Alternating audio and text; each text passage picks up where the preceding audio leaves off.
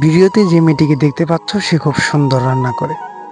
আমার জীবনে একটা বাস্তবিক একটা তোমাদের গল্প শোনাতে পারি। সেটা হচ্ছে আমি একদিন রাত 12টার সময় শুয়ে আছি, হঠাৎ একটা মেসেজ আসলো। আমি সেই ইউটিউব চালাচ্ছি, মেসেজ আসলো, কেউ একজন লিখেছে যে আমি আর তোমার সাথে কথা বলতে পারবো না। সে হতে পারে আমার মনের একজন প্রিয়জন, আমার হতে পারে মনের মানুষ, যাই হোক। আমি বললাম কেন কথা বলবে না? সে বলে না, তোমার সাথে আমার কথা বলা আর সম্ভব না, আমি আর তোমার সাথে কথা বলতে পারবো না, এগুলো অসম্ভব, এগুলো অসম্ভব বিষয়।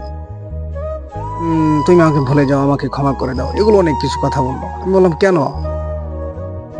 আমি তখন শুয়েছিলাম, দাঁড়িয়ে গেলাম, আস্তে আস্তে আস্তে নদীর কিনারে বসে ঠান্ডা বাতাসের নিচে ভাবতে লাগলাম, কেন আমার সাথে এমন ঘটলো, এটা আমার সাথে কি ঘটছে?